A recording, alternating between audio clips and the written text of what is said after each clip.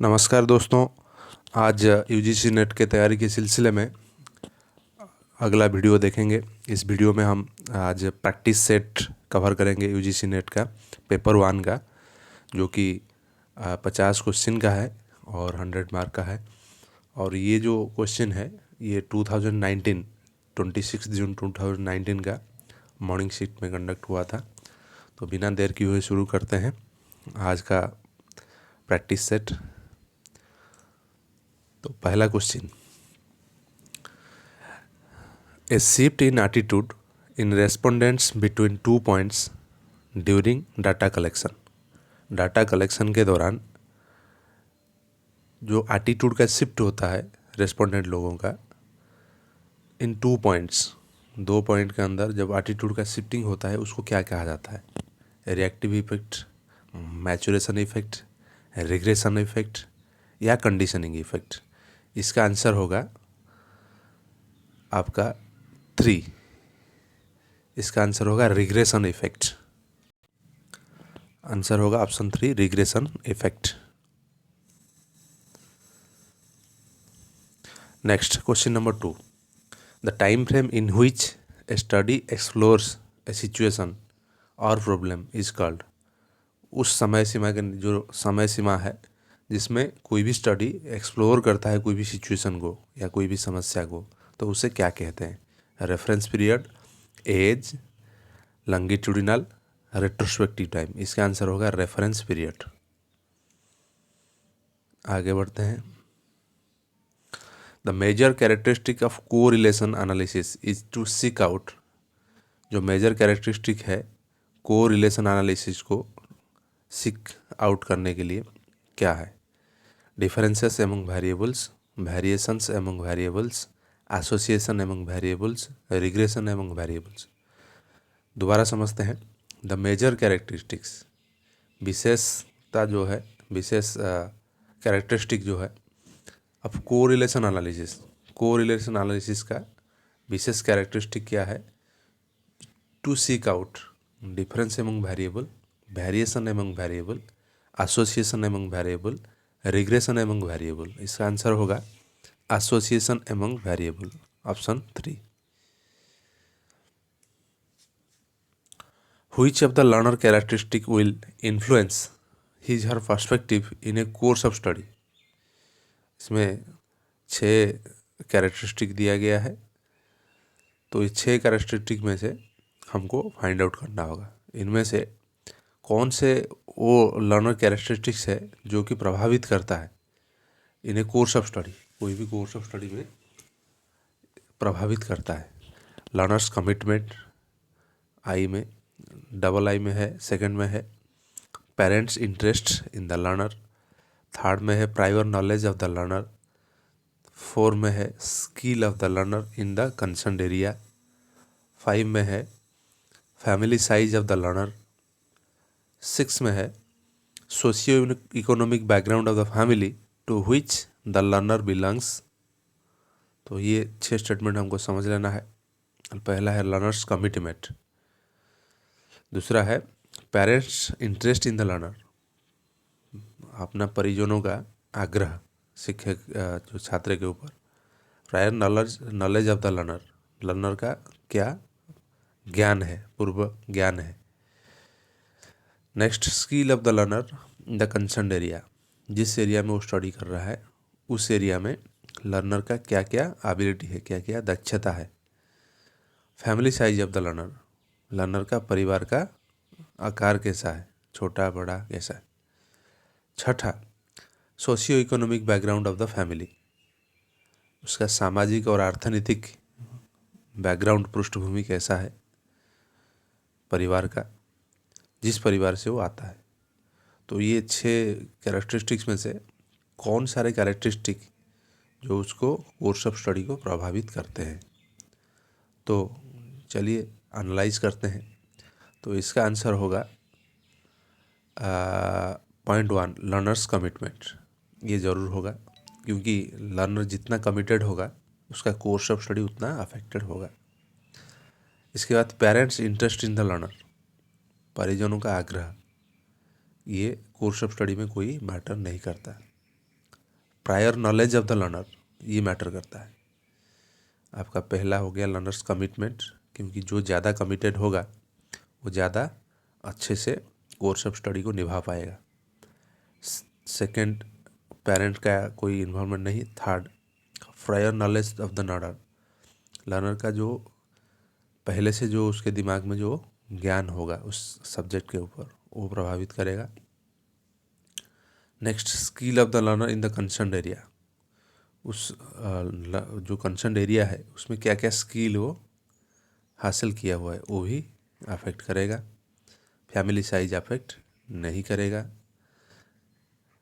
और आपका ये नहीं होगा, 0.2 नहीं होगा, 0.5 भी नहीं होगा।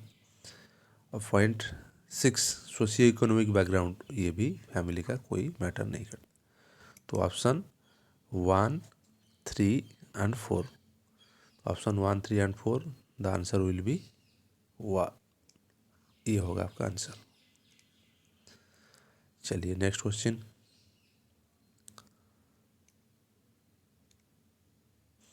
The performance of a student is compared with another student in which type of testing.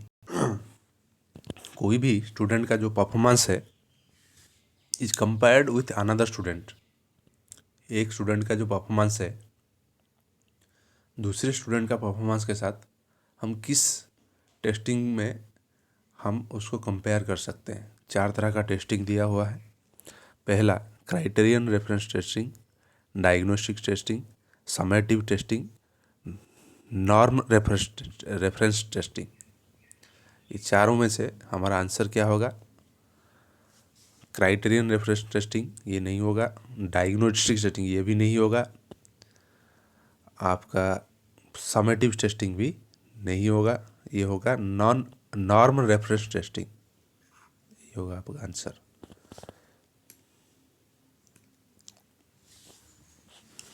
Question number 6, from the list given below identify those which are called non probability sampling procedure.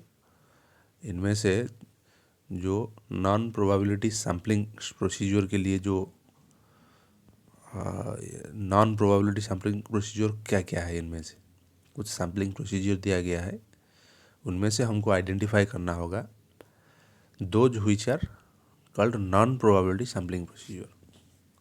तो देखते हैं, पहला है simple random sampling, second dimensional sampling, snowball sampling, cluster sampling, quota sampling, stratified sampling. तो इनमें से non probability sampling कौन कौन सा है? तो इसका आंसर होगा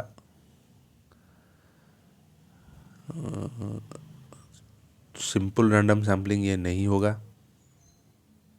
आपका डायमेंशनल सैम्पलिंग ये सही है, सॉरी डायमेंशनल सैम्पलिंग जो है ये नॉन प्रोबेबिलिटी सैम्पलिंग होगा। इसके बाद snowball sampling is also non probability sampling. इसके बाद आपका क्लस्टर सैम्पलिंग नहीं है। इसके बाद quota sampling it is also non probability sampling. Stratified sampling नहीं है। तो आंसर होगा 5। Answer will be 4। Next question, the conceptual framework in which a research is conducted is called है। दो कंसेप्चुअल फ्रेमवर्क है जिसके आधार पर रिसर्च कंडक्ट किया जाता है, उसे क्या कहते हैं? Synopsis of research, research design, research hypothesis, research paradigm. तो जिस कंसेप्चुअल फ्रेमवर्क है उसके ऊपर रिसर्च को कंडक्ट किया जाता है उसको कहते हैं research design. Which of the following is an example of maximum performance test. इनमें से कौन सा मैक्सिमम परफॉर्मेंस टेस्ट का उदाहरण है? Personality test, projective personality test, aptitude test, interest and attitude scale. इनमें से मैक्सिमम परफॉर्मेंस टेस्ट किसमें कंडक्ट करवाया जाता है? Personality test, projective analysis test, aptitude test, interest and attitude scale. तो maximum performance test aptitude test में conduct करवाया जाता है। Answer will be 3। Which of the strategies in the list given below will be associated with direct teaching. इनमें से कौन सा रणनीति, कौन सा स्ट्रैटेजीज ऐसा है जो कि डायरेक्ट टीचिंग में एसोसिएटेड होता है? Providing example and explanation, promoting inquiry, focusing on concept, giving review and recapitulation, overhearing practice and feedback, problem raising and problem solving। तो इसका आंसर क्या होगा? एक एक पॉइंट को डीपली एनालाइज करते हैं जो कि डायरेक्ट टीचिंग के साथ एसोसिएटेड है। पहला, प्रोवाइडिंग एग्जाम्पल एंड एक्सप्लेनेशन, ये ज़रूरी है कोई भी टीचिंग में, डायरेक्ट टीचिंग में ये ज़रूरी है। प्रमोटिंग इंक्वायरी, ये नहीं होगा।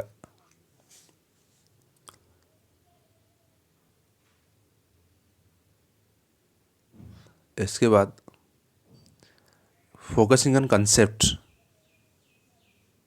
डायरेक्ट टीचिंग में फोकसिंग ऑन कंसेप्ट, ये भी नहीं होगा। गिविंग रिव्यू एंड रिकैपिचुलेशन, ये ज़रूरी है डायरेक्ट टीचिंग में। इसके बाद ओवरिंग प्रैक्टिस एंड फीडबैक, ये भी ज़रूरी है। Problem rising and problem solving, ये डायरेक्ट टीचिंग में ज़रूरी नहीं है। तो answer will be 3।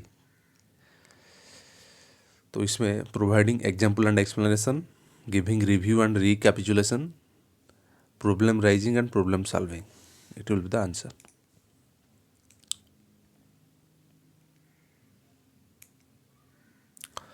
From the list given below, identify those questions which are called process rather than content based question। इनमें से कौन सा आइडेंटिफाई करना है हमको? उन सारे क्वेश्चन को which are called process rather than content based question, उसको प्रोसेस कहा जाता है rather than content based question।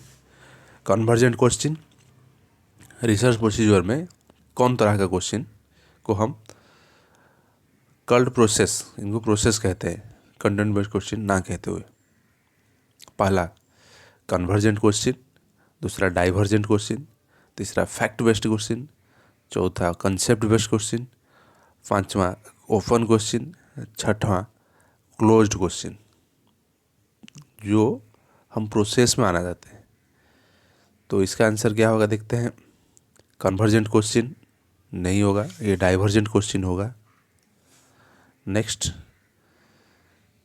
Fact based question, ये भी एक प्रोसेस है, फैक्ट बेस्ड क्वेश्चन। इसके बाद कंसेप्ट बेस्ड क्वेश्चन नहीं होगा।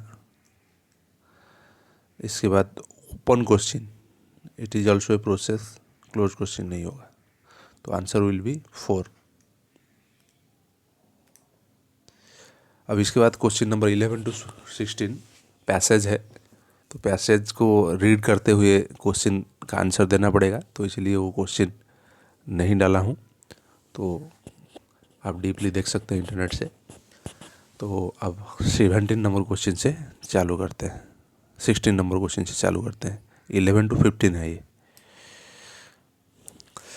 Match set A with set B, set A और सेट बी दिया हुआ है, हमको मैच करना होगा। सेट ए में मीडिया, सेट बी में ट्रांसमिशन और कम्युनिकेशन। सेट ए में पहला है ऑडियो, एडवर्टाइजिंग, इंटरनेट, न्यूज़पेपर। इसमें कॉलम बी में bandwidth, linear communication, non personal communication, frequency modulation. तो इसका आंसर हमको देखना होगा। तो इसका आंसर क्या हो सकता है? ए है ऑडियो। ऑडियो जो है audio, advertising, internet, newspaper, internet. तो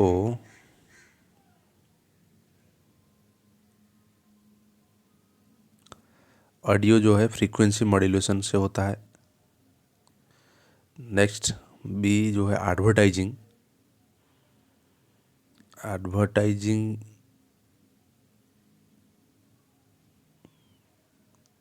नॉन पर्सनल कम्युनिकेशन से होगा।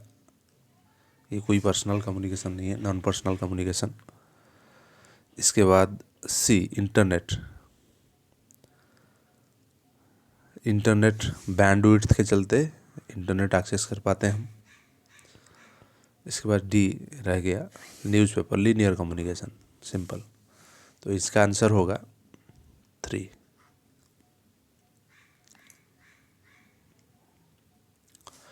Question number 17, when subject and predicate of both the premises are the same but they differ in quality only is also known as। जब subject and predicate of both the premises are same, दोनों premises का same होता है subject और predicate, but they differ in quality, only quality में ही differ कर रहे हैं, तो उसे क्या कहते हैं? इसको कहते हैं contrary. Option 2। Which of the following fraction is the result of sum of an integer and its reciprocal? इनमें से which of the following fraction, इनमें से कौन सा भग्नांश जो है result of sum of an integer, result of sum of an integer and its reciprocal, कोई भी इंटीजर और इसका रेसिप्रोकल का सम का ये रिजल्ट है। तो इसके लिए हमको सिंपल ये देखना होगा कि जो न्यूमरेटर और डिनोमिनेटर, देखिए जो डिनोमिनेटर में लिखा हुआ है 8575, तो अगर सिंपल वो कह रहा है क्वेश्चन, तो अगर हम x लेते हैं जो एक फैक्टर को, तो कह रहा है कि x प्लस 1/x उसका जो रेसिप्रोकल है, x का रेसिप्रोकल होगा वो x प्लस 1/x को मिलाने के बाद इनमें से कोई भी आ रहा होगा, 15/8 हो या 26/5 हो, 36/7 हो, 37/5 हो। तो उसी हिसाब से अगर देखें हम, तो डिनोमिनेटर को x लेकर लेते हैं तो 8 पहला 8 प्लस अगर हम 1/8 करते हैं तो ये कितना होगा? ये होगा 65/8। तो ये आंसर हमारा होगा नहीं, तो इसीलिए हम दूसरा ट्राई करेंगे। दूसरा में क्या है? 26/5, तो 5 प्लस 1/5, तो ये कितना होगा? 5 × 5 25 प्लस 1 26/5। तो यही होगा आंसर हमारा, option 2।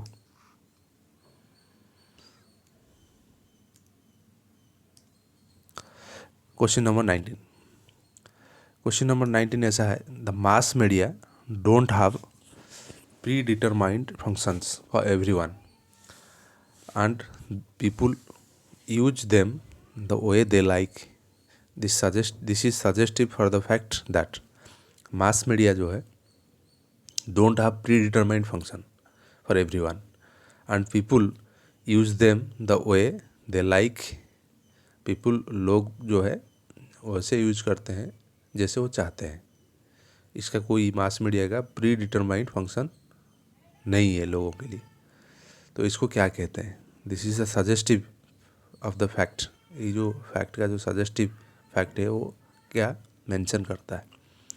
Audience are active, content is of little significance, contents lacks plurality, audience are homogenous. तो इनमें से क्या ये सिग्निफाई करता है? तो इसका आंसर होगा ऑडियंस आर एक्टिव, क्योंकि ऑडियंस एक्टिव है तभी वो अपने हिसाब से उसको यूज करते हैं।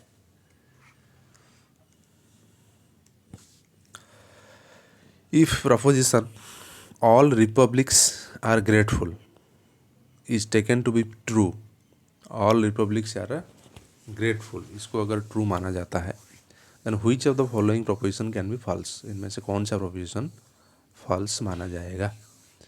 पहला, republics are not grateful। जब पहला हम proposition को मानते हैं all republics are grateful, तो जो हमारा इसमें से प्रोपोजिशन दिया गया है पहला, रिपब्लिक्स आर नॉट ग्रेटफुल, ये फॉल्स होगा। क्योंकि हमको कौन कौन सा फॉल्स पूछा गया है, तो कौन कौन सा फॉल्स है उसमें क्रॉस मारते चलेंगे।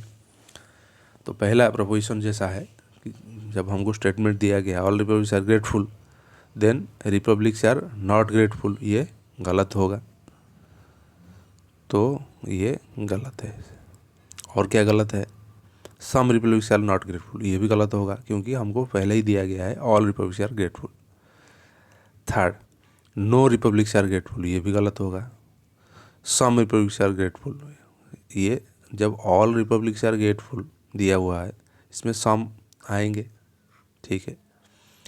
तो ओनली 1 2 3 एंड 1 2 एंड 3 ये तीनों जो है गलत है, फॉल्स है, तो answer will be 3। Sanjay sold an article at a loss of 25%, कोई भी आर्टिकल को संजय 25% लॉस में बेचा।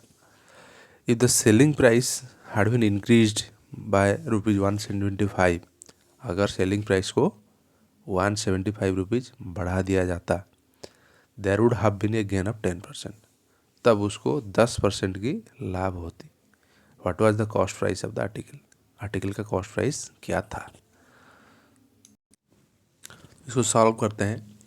तो संजय जो है आर्टिकल को सोल्ड करता है 25% लॉस में, तो अगर हमारा कॉस्ट प्राइस अगर x लिया जाए तो उसका सेलिंग प्राइस हो जाएगा कितना, 3x/4, तो 3x/4 में सेल करता हो तो कितना है। If the selling price had been increase by 175, अगर ये सेलिंग प्राइस में 175 आप इंक्रीज कर देता तो उसको 10% की प्रॉफिट होता, तो 10% की प्रॉफिट होने से कितना हो जाएगा, x + x/10 यानी 11x/10 का बराबर होता। तो ये अगर सिंप्लीफाई करोगे आप, ये इक्वेशन को सिंप्लीफाई करने से आपका आंसर होगा x = 500। सिंप्लीफाई करके आप देख लीजिएगा। 22, a communication process can be considered complete, एक कम्युनिकेशन प्रोसेस को, एक संचार प्रक्रिया को माना जाएगा कि वो कंप्लीट है कब, the sender transmit the message, sender खाली मैसेज को ट्रांसमिट कर देता है तब माना जाएगा। ये option 2, the message enters the channel, message जब चैनल में एंटर कर लेता है तब माना जाता है। या option 3, the message levels the leaves the channel, message channel छोड़ देता है तब माना जाता है। या the receiver understand the message, receiver वो मैसेज को समझ लेता है, तो इसका आंसर होगा 4, the receiver understand the message. तभी हमारा कम्युनिकेशन पूरा हो पाएगा जब रिसीवर मैसेज को समझ लेता है। A customer writes to a bank, a customer bank को लिखता है, kindly send me a statement of my transactions in my saving bank account a during last 3 months. वो मांग कर रहा है कि मेरा जो अकाउंट है ए, उसका लास्ट 3 मंथ का स्टेटमेंट मुझे दिया जाए। In terms of communication it will be called, ये कम्युनिकेशन के भाषा में इसको क्या कहा जाता है, इनपुट कहा जाता है, मैसेज कहा जाता है, आउटपुट कहा जाता है, फीडबैक कहा जाता है। आउटपुट तो नहीं होगा, फीडबैक भी नहीं होगा, ठीक है।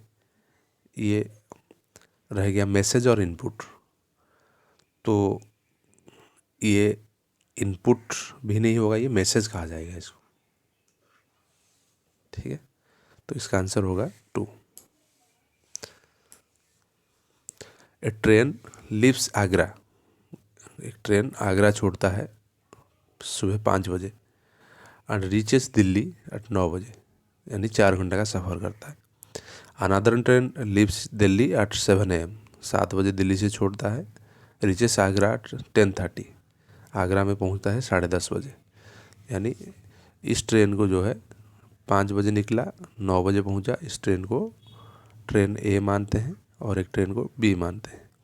तो ए ट्रेन कितना टाइम लगाया, 4 घंटा लगाया, बी ट्रेन लगाया कितना, 3.5 आवर, 3.5 घंटा लगाया, ये लगाया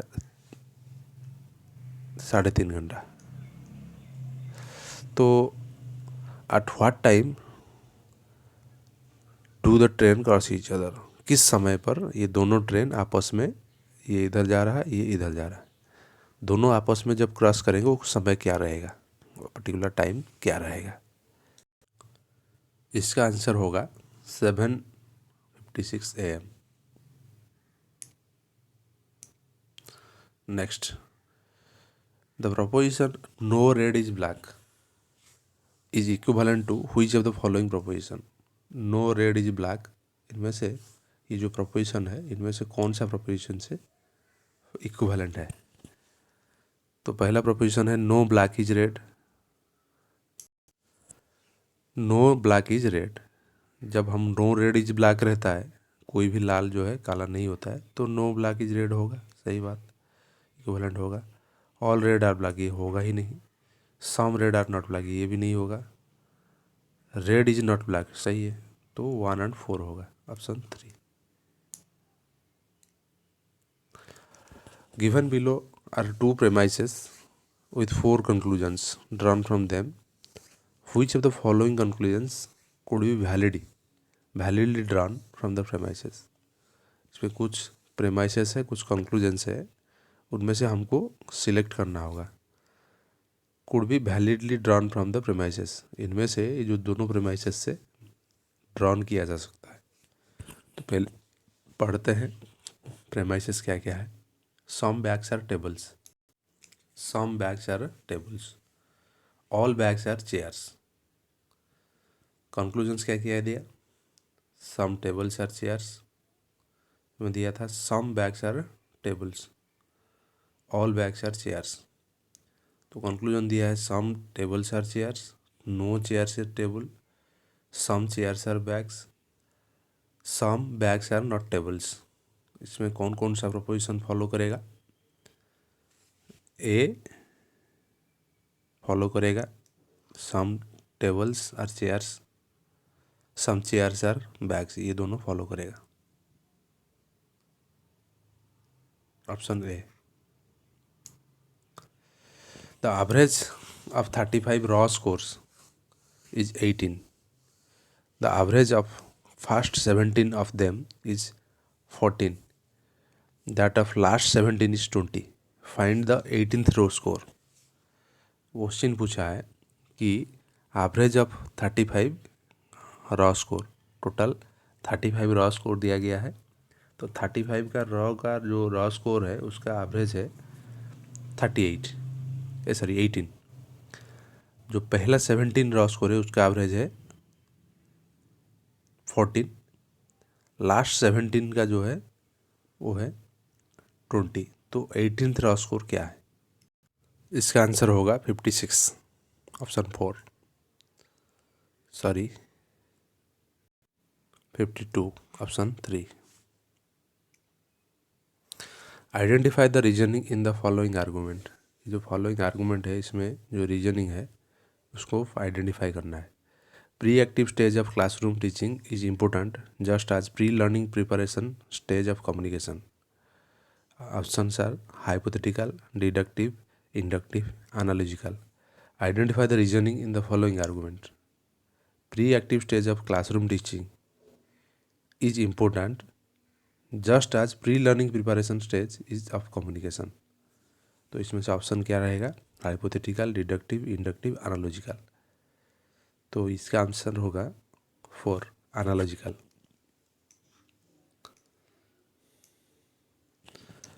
इन the context of communication usual sequence is, communication के कॉन्टेक्स्ट में जो सीक्वेंस है यूजुअल सीक्वेंस वो क्या है। Language, communication, society, civilization. Communication, society, language, civilization. Communication, language, society, civilization. Language, society, communication, civilization. 29 का आंसर क्या होगा। पहला है communication, language, then society, then civilization, answer 3। If REASON is coded as 5, GOVERNMENT as 9, then what is coded as accident, ACCIDENT। इसका answer होगा 2, 7।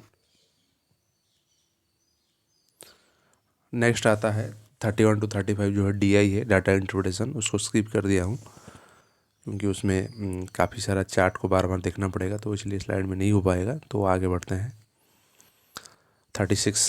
Question number 36, which of the following statement represents the main functions of UGC. इनमें से कौन कौन सा statement ये दर्शाता है कि वो यूजीसी का मेन फंक्शन है। Recognition of institution, maintenance of quality and standard, appointment of vice chancellor, giving grants to institution, making statements, state governments responsible for educational development. तो इसका आंसर क्या है? फर्स्ट, रिकॉग्निशन ऑफ इंस्टीट्यूशन सही है, maintenance of quality and standard सही है, appointment of vice chancellor नहीं है, गिव ग्रांट टू इंस्टीट्यूशन सही है, making state governments responsible for educational development ये नहीं है। तो answer will be 3। 37, the main aim of the faculty recharge scheme of UGC was to. UGC का faculty recharge scheme जो है का मुख्य उद्देश्य क्या था? Address the shortage of faculty of higher education institutions, upgrade the teaching skills of the faculty, upgrade the research infrastructure of the faculty for the faculty in college universities, strengthen the academia industry linkage। इसका answer क्या है? Address the shortage of faculty in higher education institution. Higher education institution में faculty का shortage को पूरा करने को recharge scheme कहते हैं। यूजीसी का रिचार्ज स्कीम फैकल्टी के लिए। Which of the following is an online storehouse for all academic awards like certificates, diploma, degree, marksheets, etc.? Swayam, National Digital Library, National Academic Library, National Academic Depository। 38 इसका answer होगा national academic depository, जिसमें सारा certificates रहता है। The convenient place to store contact information for quickly retrieval of emails। कोई भी email का quick retrieval के लिए ईमेल में कॉन्टैक्ट इन्फॉर्मेशन कन्वीनियंट प्लेस में स्टोर हो सकता है। वो कौन सा कन्वीनियंट प्लेस है? Address box, message box, address book, message book. इसका आंसर होगा एड्रेस बुक, जिसमें कॉन्टैक्ट सेफली क्विकली रिट्रीवल के लिए आप स्टोर कर सकते हैं। मॉन्ट्रियल प्रोटोकॉल क्या है? ये ओजोन के लिए है, तो इसका आंसर होगा phasing out ozone deflecting substance, ये होगा आंसर।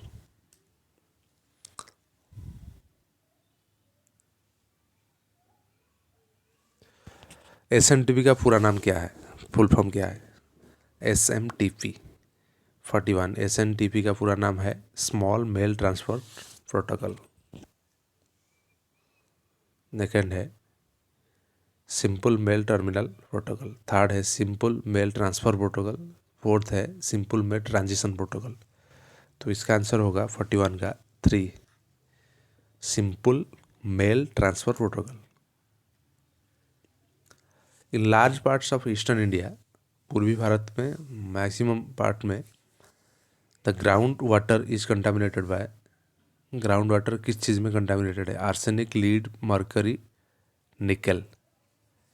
पूर्वी भारत में मैक्सिमम पार्ट में जो ग्राउंड वाटर है, ज़मीनी जो वाटर है, मिट्टी से जो हम लेते हैं बोर ऑयल के ज़रिए, तो वो किस चीज़ से कंटामिनेटेड है? इसका आंसर है arsenic. Taj Mahal is mainly threatened by the deleterious effect of. Taj Mahal जो है किस चीज़ से थ्रेटन्ड है? डेलेटेरियस इफेक्ट किस चीज़ का? Sulphur dioxide, chlorine, oxygen, hydrogen. इसका आंसर है sulphur dioxide. 2 statements are given. पहला statement, earthquake a is 5 on Richter scale and earthquake B is 8 on the same scale. Earthquake B has 1000 times the wavelength amplitude compared to A. Statement 2 में the energy released in the B 3 times that of A. Correct option क्या क्या है? Statement 1 is correct, statement 2 is incorrect. Statement 1 correct, 1 and 2 are correct, 2 is correct, 1 is incorrect, या both are incorrect. तो इनसे answer है statement 1 is correct but 2 is incorrect.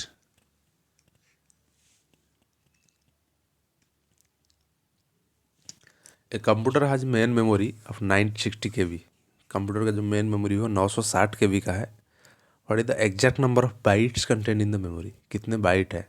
तो सबसे पहले हमको 1 KB में कितना बाइट है जानना पड़ेगा. तो 1 बाई जो KB है 124 मतलब 1024 बाइट है. 1024 बाइट एक KB में. तो 960 है तो 960 इंटू हो जाएगा इसमें. 960 इंटू होगा तो यही होगा आंसर. ऑप्शन 3 हो जाएगा answer. Name of the scheme which facilitates academic and research collaboration between Indian institution and the best institution in the world. कौन सा स्कीम है जो कि फैसिलिटेट करता है academic and research collaboration Indian institution और द बेस्ट इंस्टीट्यूशन वर्ल्ड में collaborate करता है. ICSSR, IMPRESS, STA development scheme, SPRC institutional development scheme. तो इसका आंसर है SPARC. Which of the following is file format is not a video file format. इसमें से कौन सा वीडियो फाइल फॉर्मेट नहीं है. सिंपल JPG ये फ़ोटो के लिए होता है. AWMOV MP4 वीडियो के लिए. For the day to day administration of university which of the following body is responsible. Daily functioning के लिए यूनिवर्सिटी का कौन सा बॉडी रेस्पॉन्सिबल है. सीनेट, सिंडिकेट और executive council, student council, academic council. Day to day activity के लिए है ना कौन सा बॉडी इन्वॉल्व है 48 का. सिंडिकेट और एग्जीक्यूटिव काउंसिल क्योंकि ये डे टू डे एक्टिविटी करता है executive council. Efficiency of electrical power generation is least among the following sources of energy in case of. जिसमें efficiency of electrical power generation is least. Power generation का जो efficiency सबसे कम है किसमें. Solar, wind, geothermal, nuclear. Solar. Answer will be solar. Which of the following is a non-conventional learning program in higher education. Higher education में non conventional learning programme है. Swayam, face to face teaching learning, tutorial class, seminar. Answer will be 3 tutorial class.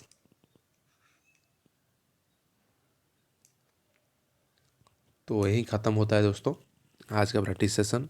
अगले video में मिलेंगे दूसरा practice session के साथ. Thank you.